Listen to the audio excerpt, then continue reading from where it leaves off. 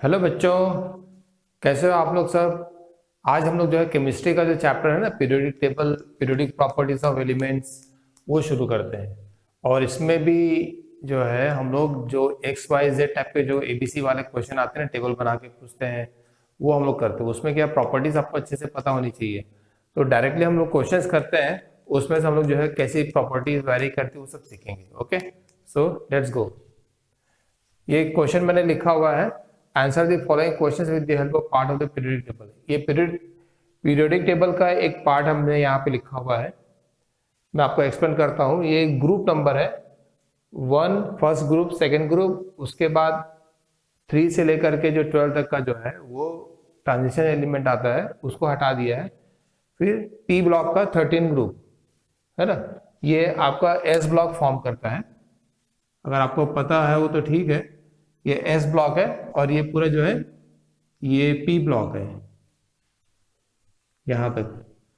तो 1 2 13 14 15 16 17 18 और पीरियड दिए हुए, third period, fourth, fifth period, 3 period दिए हुए। एक्स वाई जेड ये एलिमेंट दिया हुआ है नाम, जो फर्स्ट ग्रुप को बिलोंग करता है। बी एलिमेंट दिया हुआ है 13 ग्रुप को थर्ड पीरियड में, और सी डी ई 14 15 16 ग्रुप को बिलोंग कर रहे हैं। अब क्वेश्चन क्या पूछ रहा है कि स्मॉलेस्ट एटॉमिक साइज, इस जो एलिमेंट है इसमें X Y Z B C D में सबसे छोटा बताना है एटॉमिक साइज ऑफ एलिमेंट। आप जो है बताओ कैसे करोगे। एलिमेंट जो है ई जो है वो सबसे छोटा होता है। क्यों?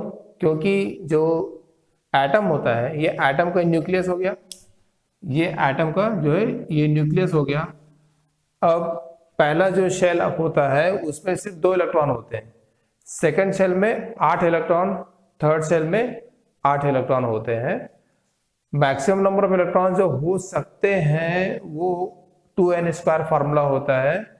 उससे जो है हम मैक्सिमम नंबर ऑफ इलेक्ट्रॉन्स को कैलकुलेट करके बता सकते हैं कि थर्ड वाले में 18 इलेक्ट्रॉन हो सकते हैं, आ सकते हैं, होते नहीं है, आ सकते हैं। बट होते कितने हैं? 8 इलेक्ट्रॉन्स ही होते हैं। तो नंबर ऑफ इलेक्ट्रॉन्स कितने होते हैं शेल में? ये देखो, से K L M N O P, first second से लेकर के फिफ्थ तक नंबर दिया हुआ है। 2 8 8 18 18, फिर ये 32। ये जो है 1 2 3 4 जो है इसको पीरियड्स ले सकते हो आप। ये जो है ये क्या है? पीरियड को शो करता है। ये first period, second period, third period. तो जिस पीरियड में जितने एलिमेंट है उतने हम लोग उसमें जो है ये नंबर ऑफ इलेक्ट्रॉन दिखाते हैं। फिर यहाँ पे 3 शेल है, तो आपको जैसे जैसे नंबर ऑफ शेल बढ़ेगा, नंबर ऑफ पीरियड्स बढ़ते जाएगा, तो उसमें उसका रेडियस भी बढ़ते जाएगा। क्योंकि रेडियस कहाँ से कहाँ? न्यूक्लियस के सेंटर से लेकर के जो आउटर मोस्ट शेल होता है, वो जो डिस्टेंस होता है वो रेडियस होता है, एटॉमिक रेडियस। तो जैसे जैसे शेल बढ़ेगा तो रेडियस भी बढ़ते जाएगा, मतलब down the period radius will increase. Okay, अब अलोंग द पीरियड, कोई एक पीरियड के लेफ्ट टू राइट जाते हैं तो क्या होता है? एटॉमिक रेडियस डिक्रीज होता है। वो क्यों होता है? कि जैसे जैसे हम ऐसे लेफ्ट टू राइट जाएंगे पीरियोडिक टेबल में, तो न्यूक्लियस में नंबर ऑफ प्रोटॉन्स इंक्रीज होते जाएगा। जैसे कि यहाँ पर है, यहाँ पे न्यूक्लियस में थर्ड पीरियड है, थर्ड पीरियड में जो है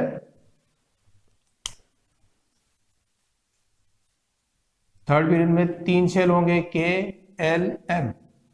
थर्ड पीरियड में 3 शेल होते हैं, फोर्थ पीरियड में 4 शेल होते हैं, के एल एम एन। ठीक है, ये थर्ड पीरियड है, 3 शेल होंगे। 3 शेल में नंबर ऑफ इलेक्ट्रॉन्स कैसे होंगे? 2 8 8, मैक्सिमम नंबर ऑफ इलेक्ट्रॉन्स बता रहा हूं, 2 8 8, ये नंबर ऑफ इलेक्ट्रॉन्स हो गए, मैक्सिमम नंबर ऑफ इलेक्ट्रॉन्स हो गए थर्ड शेल में। अब ये जो है इसमें जो है ये तो आपका अंदर का हो गया के, ये एल भी जो है अंदर का शेल हो गया एल। सबसे बाहर वाला शेल आपको देखना है, तो कौन सा है? एम है, तो ये बाहर वाला शेल को हम देखेंगे। ठीक है, अब ये बाहर वाले शेल में 8 इलेक्ट्रॉन्स होते हैं। ठीक है, अब हम इसमें क्या करेंगे कि जो पहला एलिमेंट है उसमें कितने होंगे? 1 होंगे, किसमें? एम शेल में। इस सेकेंड में कितने होंगे, मतलब थर्ड पीरियड के फर्स्ट सेल में बाहर वाले में 1 इलेक्ट्रॉन होंगे, सेकंड में 2 इलेक्ट्रॉन होंगे। यहाँ पर अगर आप आओगे तो यहाँ पर ये जो नंबर है, ये नंबर ऑफ इलेक्ट्रॉन को शो कर रहा है कितने हैं। इसमें 4 इलेक्ट्रॉन, इसमें 5 इलेक्ट्रॉन, इसमें 6 इलेक्ट्रॉन। ये जो है सेकेंड जो है इसको आपको देखना है, और ये आपका नंबर ऑफ इलेक्ट्रॉन को शो कर रहा है, ठीक है। और यही नंबर ऑफ प्रोटॉन भी है न्यूक्लियस में। तो नंबर ऑफ प्रोटॉन न्यूक्लियस में आप देखोगे बढ़ते जा रहा है, ठीक है। मतलब ये जो 1 2 3 4, तो अगर 4 प्रोटॉन है तो 4 इलेक्ट्रॉन है बाहर में, 5 प्रोटॉन है तो 5 इलेक्ट्रॉन बाहर आ जाएंगे, 6 प्रोटॉन है तो 6 इलेक्ट्रॉन बाहर आ जाएंगे। तो क्या हो रहा है कि नंबर ऑफ इलेक्ट्रॉन्स जो है बढ़ते जाएंगे जब लेफ्ट टू राइट जाते हैं, क्योंकि नंबर ऑफ प्रोटॉन्स भी साथ साथ बढ़ते जा रहे हैं। तो होगा क्या कि ये जो आउटर शेल में जो नंबर ऑफ इलेक्ट्रॉन्स हैं उसको जो है नंबर ऑफ प्रोटॉन्स अट्रैक्ट करते हैं। तो जितने ज्यादा प्रोटॉन होंगे उतना ज्यादा वो उसमें अट्रैक्शन जो है प्रोड्यूस करेगा, इसको नंबर ऑफ इलेक्ट्रॉन्स के लिए। इस शेल, बाहर वाले शेल में जो इलेक्ट्रॉन है जो रेडियस को डिफाइन करेंगे, तो क्या होगा, ये जो इलेक्ट्रॉन्स है ड्यू टू दी अट्रैक्शन क्या होगा, श्रिंक होगा थोड़ा सा। ये जो शेल है, ये शेल क्या है, due to the attraction shrink होगा। तो हम बोलते हैं, ये एक जो वर्ड यूज करते हैं, इफेक्टिव न्यूक्लियर चार्ज, मतलब कि न्यूक्लियस में नंबर ऑफ प्रोटॉन इंक्रीज होते जा रहे हैं, इसीलिए वो जो आउटर शेल में जो इलेक्ट्रॉन है उसको ज्यादा जो है फोर्स से अट्रैक्ट करेंगे, और वो जो शेल है वो थोड़ा सा श्रिंक होगा, इसलिए उसका रेडियस जो है डिक्रीज होते जाएगा। तो लेफ्ट टू राइट क्या होगा, रेडियस है वो डिक्रीज होते जाता है, ठीक है। तो सबसे जो है स्मॉलेस्ट एटॉमिक साइज किसका हो जाएगा, यहाँ तो ये नीचे तो इंक्रीज हो रहा है, ये R इंक्रीजेस, और इधर जो है R डिक्रीजेस होगा। तो सबसे कम जो है रेडियस यहाँ पे ये वाला दिया हुआ है E, तो आंसर होगा आपका E। ये आपका ए पार्ट का हो गया। सेकेंड पार्ट में पूछ रहे हैं इलेक्ट्रॉनिक कॉन्फ़िगरेशन ऑफ E। अब आपको E का इलेक्ट्रॉनिक कॉन्फ़िगरेशन पूछ रहा है, तो आपको पता देखने की कौन से पीरियड में, थर्ड पीरियड में है, तो ये थर्ड पीरियड में है। तो थर्ड पीरियड में 3 शेल होंगे KLM, और ये आपको याद रखना है कि KLM में मैक्सिमम इलेक्ट्रॉन कितने होते हैं, 288। तो ये फर्स्ट वाले, सेकंड वाले, लास्ट वाले को छोड़ के पहले के जो नंबर है वो तो वैसे की वैसे आ जाएंगे, 2 और 8 आ जाएगा। थर्ड वाले के लिए क्या आएगा, थर्ड वाले में क्या आएगा, ये वाला जो है लास्ट डिजिट जो है 6, इसी को आपका उस लिख देना है, वही आपका नंबर ऑफ इलेक्ट्रॉन होगा। इसमें एस ब्लॉक और पी ब्लॉक की खाली बात कर रहा हूँ, डी ब्लॉक अंदर का जो उसकी बात नहीं कर रहा हूँ, वो अभी आपके कोर्स के बाहर है। तो यहाँ पर जो है इसका इलेक्ट्रॉनिक कॉन्फ़िगरेशन क्या हो जाएगा, 286 KLM 286। ई जो है 16 ग्रुप में है ना, तो आपको 6 खाली लिख देना है। अगर डी पूछता तो आप 285 लिखते हैं, ठीक है, 285 28। और यहाँ पर जो तीसरा जो है नंबर, वो जो ग्रुप का नंबर है वो 1 और 2 है, तो 1 और 2 आ जाएगा, 13 में से 3 आ जाएगा, 14 में से 4 आएगा, 15 में से 5 आते जाएगा, ऐसे करके। तो यहाँ पे नंबर ऑफ इलेक्ट्रॉनिक कॉन्फ़िगरेशन 286 हो जाएगा। Elements with similar physical and chemical properties like why. तो आपको पता होना चाहिए कि सेम ग्रुप में जो होते हैं, इसको डिवाइड ऐसा किया गया है पीरियड टेबल को, कि जो ग्रुप होता है उसमें जो एलिमेंट्स होते हैं उनकी प्रॉपर्टीज सिमिलर होती है, इसीलिए उसको सेम ग्रुप में रखते हैं। ये सेकंड ग्रुप में जो एलिमेंट रहेंगे उसकी प्रॉपर्टीज सिमिलर रहेगी, फर्स्ट ग्रुप में जो एलिमेंट उसकी प्रॉपर्टीज सिमिलर रहेगी। तो यहाँ पर जो है y फर्स्ट ग्रुप में है, तो उसके साथ में जो x और z है वो भी उसी ग्रुप में है, तो उनकी प्रॉपर्टीज भी y के जैसे सिमिलर ही होगी। Similar properties physical and chemical दोनों, मतलब कि केमिकल रिएक्शंस जो होते होंगे किसी एक पर्टिकुलर कंपाउंड के साथ में, तो सिमिलर टाइप के रिएक्शन सभी एलिमेंट देंगे। वो उसका रीजन क्या है, उसका रीजन ये है कि उनका जो नंबर ऑफ इलेक्ट्रॉन्स है number of electrons in outermost shell जो है वो is same number of electrons outermost shell में होते हैं, तो उसकी जो रिएक्शन जो है वो भी सिमिलर रह जाते हैं। ठीक है, तो इसलिए सारे के सारा जो है केमिस्ट्री में इलेक्ट्रॉन्स का ही पूरा खेल है। जो इलेक्ट्रॉन है आउटर मोस्ट शेल के जो इलेक्ट्रॉन होते हैं वही सारा के सारा जो है पूरा रोल प्ले करते हैं केमिस्ट्री में। कोई भी जो है आप एलिमेंट उठा लो, उस किसी भी एलिमेंट का कोई भी रिएक्शन होगा उसमें आउटर मोस्ट शेल के जो इलेक्ट्रॉन है वही पूरा रोल प्ले करते हैं। थोड़ी बहुत प्रॉपर्टीज वेरी करेगी, वो जब ट्रांजिशन एलिमेंट पढ़ोगे तो उसमें जो डी ब्लॉक, एक इनर शेल जो डी ब्लॉक होता है उसका भी जो है थोड़ा सा रोल रहेगा, बट आउटर मोस्ट शेल ही। और अंदर के जो शेल होते हैं, ये जो शेल होते हैं ये इंटैक्ट होते हैं, एकदम केर्नल बोलते हैं इसको, केर्नल। और ये कौन से जो इनर शेल जो होते हैं, इनर शेल जो होते हैं उसको जो है केर्नल बोलते हैं, और इसको कोई टच नहीं कर सकता। ये कोई भी रिएक्शन में पार्टिसिपेट नहीं करते हैं। एक सिर्फ न्यूक्लियर रिएक्शन जो होता है, न्यूक्लियर रिएक्शन उसी में ये अंदर के जो शेल होते हैं ये इसके इलेक्ट्रॉन जो है पार्टिसिपेट करते हैं, अदरवाइज ये इंटैक्ट होते हैं। तो आउटर मोस्ट शेल का ही इलेक्ट्रॉन आपको सिर्फ याद रखना है, और वही आपका जो है वैलेंस शेल इलेक्ट्रॉन जिसको बोलते हैं, valence shell electron, outermost shell को वैलेंस शेल बोलते हैं। और वैलेंस शेल इलेक्ट्रॉन उसमें होते हैं इसके हिसाब से, जैसे 1 2 थर्ड ग्रुप में, थर्ड में 3 4 5 6 7 8, ये वैलेंस शेल इलेक्ट्रॉन हो गए। और वैलेंसी जो है वो अलग चीज है। वैलेंसी जो है वो +1 से लेके +4 तक वैरी करेगी, इंक्रीज होते जाएगी। उसके बाद 4 के बाद में क्या होगा, डिक्रीज होते जाएगा, -3 -2 -1, ये उसकी वैलेंसी है। ठीक है, हम देखते हैं क्यों अच्छी होती है। फिर नेक्स्ट क्वेश्चन है number of periods in modern period. Number of periods कितने, 7 हॉरिजॉन्टल रोज है। ऐसे जो है 1 2 3 4 5 6 7 हॉरिजॉन्टल रोज है, क्योंकि जितने एलिमेंट्स है वो इतने में समा गए अभी, इसलिए वो 7 रोज में आ जाते हैं। तो 7 जो है टोटल पीरियड्स होते हैं। नेक्स्ट क्वेश्चन जो है यहाँ लिखा हुआ है, with the help of this table जो है हम लोग को ये आंसर करना है, which is most reactive metal. इसमें से मोस्ट रिएक्टिव मेटल कौन सा ये बताना है। आप बता सकते हो, थोड़ा सा गेस करोगे। रिएक्टिविटी जो है मेटल पूछ रहा है, एक तो सबसे पहले क्या पूछ रहा है, मेटल पूछ रहा है,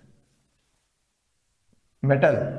तो आपको ये पता होना चाहिए कि मेटल जो है पीरियोडिक टेबल के लेफ्ट साइड में जो है वो मेटल्स होते हैं, और राइट साइड में जो होते हैं वो है नॉन मेटल्स होते हैं। और यहाँ से जो है ये 14 के पास से यहाँ से एक ऐसे जिग जैग लाइन जाती है जो बुक में दिया हुआ है, वो जो है मेटालॉइड्स होते हैं। ठीक है, उसकी प्रॉपर्टी मेटल्स और नॉन मेटल्स के जैसे होती है। तो मेटालॉइड के लेफ्ट साइड में जितने वो सारे सारे मेटल्स हैं, उसमें भी ये जो एस ब्लॉक एलिमेंट जो होते हैं, एस वाले जो 1 और 2 के जो एलिमेंट्स होते हैं वो होते हैं लाइट मेटल्स होते हैं या मोस्ट रिएक्टिव मेटल्स होते हैं। तो मोस्ट रिएक्टिव मेटल्स यहाँ पर आपको 1 और 2 के मिलेंगे। ठीक है, ओके। अब इसमें क्या होता है कि रिएक्टिविटी जो है इधर से इधर डिक्रीज होते जाएगी, ठीक है, मेटल्स की, और ऊपर से नीचे टॉप टू बॉटम इंक्रीज होते जाएगी। तो मोस्ट रिएक्टिव मेटल जो है वो है Z यहाँ पर। ठीक है, उसका रीजन क्या है, रीजन लिखने की जरूरत नहीं है, बट आपके समझने के लिए रीजन क्या होता है कि जैसे जैसे ये नंबर ऑफ शेल बढ़ते जाएंगे, नंबर ऑफ शेल और बढ़ते जाएंगे, ये जैसे और बड़ा ऐसे शेल बढ़ते जाएगा, तो जो इफेक्टिव न्यूक्लियर चार्ज जो है उसकी आउटर मोस्ट शेल में जो इलेक्ट्रॉन है उस पे उसका जो कंट्रोल है, उसका जो अट्रैक्शन है वो वीक हो जाता है। इसलिए यहां से इलेक्ट्रॉन जो है रिएक्शन करने के लिए स्पीड से मतलब अवेलेबल रहते हैं इजीली, है ना, कम एनर्जी में वो रिएक्शन कर लेते हैं, इसीलिए जो है मोस्ट रिएक्टिव होता है। ठीक है, थोड़ा सा आप लोग भी समझो कि जैसे बैक बेंचर जो होते हैं क्लास में, उस पर टीचर की नजर सबसे कम रहती है नहीं, जो बैक बेंचर होते हैं या जो थोड़ी सी जो दूर दूर रहते हैं उनकी उस पर टीचर की नजर कम रहती है, वो क्या है ज्यादा मस्ती करते हैं, ज्यादा भागम भाग करते हैं ना। तो वैसे ही है, ये आउटर मोस्ट शेल में जो है इफेक्टिव न्यूक्लियर चार्ज का कंट्रोल या अट्रैक्शन कम रहता है, इसलिए ये वाले इलेक्ट्रॉन जो है इजीली रिएक्शन में पार्टिसिपेट कर लेते हैं, मतलब कम एनर्जी रहेगी तो भी वो फट से पार्टिसिपेट कर लेंगे। तो ये वाले जो है मोस्ट रिएक्टिव रहेंगे। तो Z जो है सबसे नीचे है, सबसे मतलब पीरियड जो है सबसे लास्ट पीरियड में है यहाँ पर इस टेबल में, तो ये सबसे ज्यादा रिएक्टिव होगा। ओके, सेकेंड है name the family of fluorine. ये फ्लोरीन है, ये लिथियम है, ये कार्बन है, ये ऑक्सीजन है, ये फ्लोरीन है। ये फ्लोरीन है, ये 17 ग्रुप में है और 17 ग्रुप जो है वो हैलोजन का ग्रुप होता है, इसको आप याद कर लो। 18 ग्रुप जो है वो इनर्ट गैसेस जो होते हैं उसका या नोबल गैसेस जिसको बोलते हैं उसका होता है। ये जो है ये ऑक्सीजन फैमिली का ग्रुप है, ठीक है, ये नाइट्रोजन फैमिली का ग्रुप है। ये जो फ्लोरीन की जो फैमिली है, फ्लोरीन इसमें और आ जाएगा, ये आ जाएगा क्लोरीन, ब्रोमीन, आयोडीन। तो ये है, इसको हम लोग बोलते हैं हैलोजेंस। तो बी का जो आंसर है वो क्या होगा, हैलोजेंस। ठीक है, फिर name one element each of group 2 and group 15। तो ग्रुप 2 और ग्रुप 15 का एलिमेंट का आपको नाम बताना है। तो इसके लिए आपको और कुछ नहीं करना है, आपको पीरियड टेबल में जो पीरियोडिक टेबल में जो ये वाला जो पहला जो पीरियड है और सेकंड पीरियड जो है उसके सारे एलिमेंट्स को आपको याद रखना ही है। अभी नहीं तो आपको क्लास 11 में तो आपको पूरे 36 तक के पूरे नंबर पूरे याद करने पड़ेंगे। तो आप अभी से याद कर लो। लिथियम हो गया है ना, फिर यहाँ पर जो है क्या आएगा, लिथियम, ये बेरिलियम आ जाएगा और ये बोरोन आ जाएगा। यहाँ कार्बन है, कार्बन के बाद में नाइट्रोजन आ जाएगा, फिर ऑक्सीजन, फ्लोरीन। ये आपका जो है सेकंड पीरियड के एलिमेंट हो गए पूरे, ये सेकंड पीरियड के हो गए। तो ये आपको याद रखना ही है। और यहाँ पर पूछा है कि ग्रुप 2 एंड ग्रुप 15 का, तो ग्रुप 2 का एक है बेरिलियम आप बोल सकते हो, और भी एक दूसरा बोल सकते हैं, बेरिलियम बोल सकते हो आप, मैग्नीशियम भी होता है तो बेरिलियम या मैग्नीशियम आप बोल सकते हो। और 15 में हो गया नाइट्रोजन, हो गया नाइट्रोजन भी बोल सकते हो, और फॉस्फोरस भी बोल सकते हो।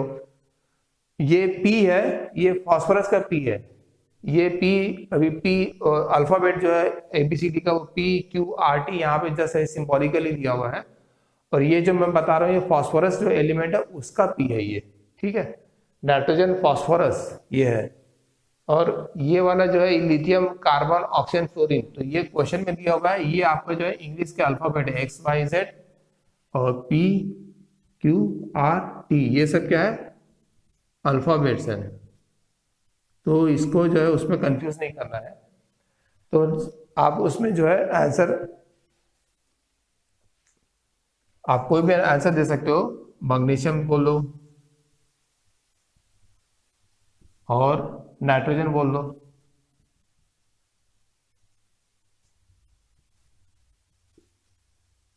ठीक है, now compare x and p with respect to the size of the atom. x and p किसको बोल रहा है, वो ये वाले x को बोल रहा है, ये x और ये p को बोल रहा है with respect to the size of the atom. तो we know that the size of atom जो है ना, डिक्रीजेस along the पीरियड, मतलब from left to right. Left to right जैसे जैसे हम कोई भी एक पीरियड में जाएंगे तो साइज ऑफ द एटम जो है वो कम होते जाएगा। तो एक्स एंड पी में किसका साइज कम रहेगा, पी का, है ना। तो पी हैज स्मॉलर साइज, या बोलो क्या है कि आप radius then X. P has smaller size और रेडियस देन x। ये आपका जो है आंसर हो जाएगा।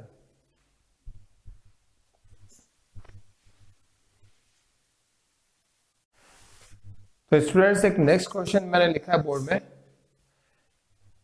With the help of this table हम लोग को आंसर करना है। Name the element which forms only covalent compounds.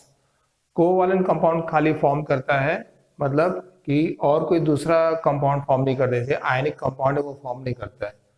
तो सबसे पहले हम देखते हैं कि फर्स्ट ग्रुप सेकेंड ग्रुप के जो एलिमेंट है वो किस टाइप का कंपाउंड फॉर्म करते हैं। तो फर्स्ट ग्रुप एलिमेंट जो होता है उसमें न्यूक्लियस में प्रोटॉन हो गया, प्रोटॉन और न्यूट्रॉन हो गया। यहाँ पर उसके पास में जो है 2 इलेक्ट्रॉन है। फिर ये अगर हम इसकी बात करें सेकेंड पीरियड की, तो उसके पास में 1 इलेक्ट्रॉन खाली रहता है ना। सेकेंड पीरियड का जो एलिमेंट है उसमें के और एल वो ये रहेगा, दो शेल रहेंगे। पहले शेल में 2 इलेक्ट्रॉन आएंगे। फिर ये वाला जो एलिमेंट है इसका वैलेंसी कितना रहेगा, 1 ग्रुप, फर्स्ट ग्रुप का तो 1 वैलेंसी रहेगा, तो ये 1 हो गए। तो टोटल कितने, 3 इलेक्ट्रॉन हो गए। तो ये पहला शेल जो के शेल है उसमें 2 इलेक्ट्रॉन हो गए और ये एल शेल में 1 इलेक्ट्रॉन खाली हो गया। ठीक, अब इनकी टेंडेंसी क्या रहती है, जो आउटर मोस्ट शेल होता है उसकी टेंडेंसी क्या रहती है कि आइदर वन, या तो वो 2 इलेक्ट्रॉन उसको मिल जाए, डुप्लेट हो जाए, या फिर वो ऑक्टेट बना ले, मतलब 8 इलेक्ट्रॉन्स पूरे हो जाए उसके पास में। तो वो क्या सेटिस्फाई हो जाता है, उसकी जो है वैलेंसी जो है वो सेटिस्फाई हो जाती है। यहाँ पर क्या होगा कि ये 1 इलेक्ट्रॉन जो है इसको नहीं मिलेगा तो ये इजीली लूज कर देता है, 1 इलेक्ट्रॉन को ये इजीली लूज कर देता है। तो यहाँ पर उसके अंदर में कितने, 2 इलेक्ट्रॉन हो गए, तो इसका डुप्लेट फॉर्म हो जाएगा। तो ये जो है बहुत रिएक्टिव होते हैं, कौन से, फर्स्ट ग्रुप के एलिमेंट, और वो 1 इलेक्ट्रॉन को डोनेट कर देते हैं, शेयर नहीं करते हैं, डोनेट कर देते हैं। शेयर करेगा तो डुप्लेट बन जाएगा, मगर वो शेयर नहीं करता है, डोनेट कर देता है, और डुप्लेट उसका अंदर वाला शेल ये या फिर ये वाला जो बाहर सबसे आउटर मोस्ट शेल बन जाएगा। तो ये डुप्लेट ऑलरेडी उसमें है तो ये डोनेट कर देगा। वैसे ही सेकेंड ग्रुप के एलिमेंट है वो भी 2 इलेक्ट्रॉन ऐसे डोनेट कर देते हैं। 13 वाले में जो एल्यूमिनियम है AlCl3 जैसे फॉर्म करता है एल्यूमिनियम ट्राइक्लोराइड, तो वो भी जो है 3 इलेक्ट्रॉन को डोनेट कर करके जो है आयनिक कंपाउंड बनाता है। लेकिन जो 14 ग्रुप है, 14 ग्रुप में जो है उसके पास में वैलेंस शेल में कितने इलेक्ट्रॉन होते हैं, वैलेंस शेल में कितने इलेक्ट्रॉन होते हैं, 4 इलेक्ट्रॉन होते हैं। अब ये 4 इलेक्ट्रॉन को डोनेट करना पॉसिबल नहीं है, क्योंकि उसके लिए बहुत ज्यादा एनर्जी की रिक्वायरमेंट पड़ती है इलेक्ट्रॉन को निकालने के लिए, और 4 इलेक्ट्रॉन वो ले भी नहीं सकते हैं, क्योंकि वो आउटर मोस्ट शेल में फिर 8 इलेक्ट्रॉन हो जाएंगे, और 8 इलेक्ट्रॉन मतलब 4 electron extra number of proton जो शेल में न्यूक्लियस में है उस पर भी 4 इलेक्ट्रॉन ज्यादा है। तो वो 4 इलेक्ट्रॉन को रोक के रखना, अट्रैक्ट करके रखना इस वेरी डिफिकल्ट, पॉसिबल नहीं है। इसलिए ये वाले जो है ये क्या करते हैं कि शेयरिंग कर लेते हैं। ये क्या कर लेते हैं, शेयरिंग करते हैं, 1 इलेक्ट्रॉन अपना शेयर करते हैं, सामने वाले से भी 1 इलेक्ट्रॉन ले लेते हैं। ऐसे करके वो क्या करते हैं, कोवैलेंट कंपाउंड बना लेते हैं। एलिमेंट है वो कौन सा है, वो जो कोवैलेंट कंपाउंड बनाता है,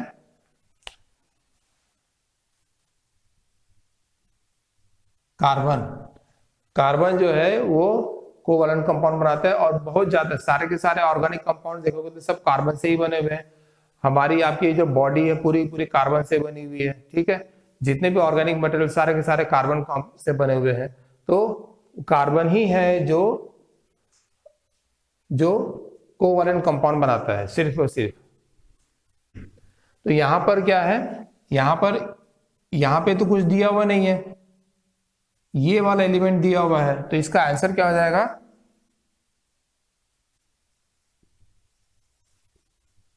ई। कार्बन है, फिर उसके नीचे क्या है, सिलिकॉन है। कार्बन उसके नीचे सिलिकॉन है।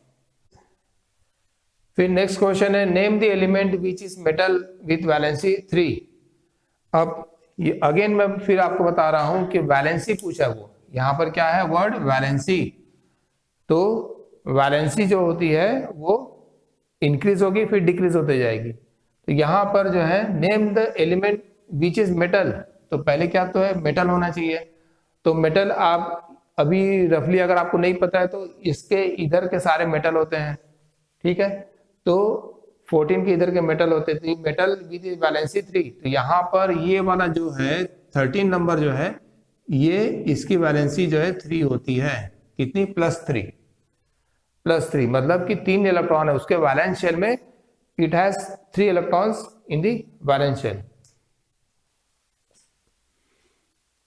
तो बी का जो आंसर हो जाएगा वो है आपका बी। बी का जो आंसर हो जाएगा वो है B.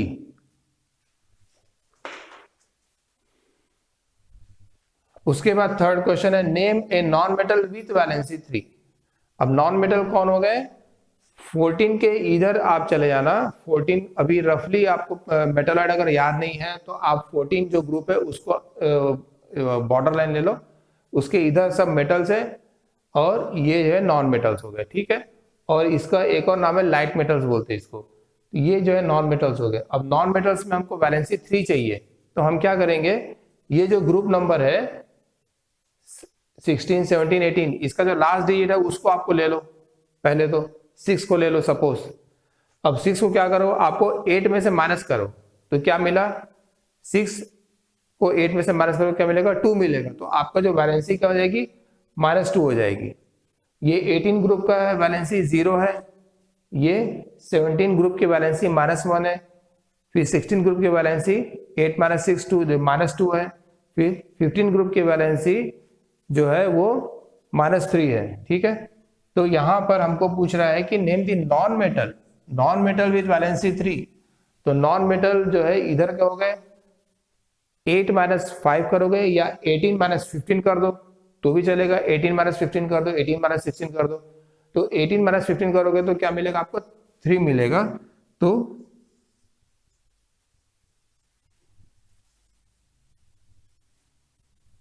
Name the metal with the valency 3 is C.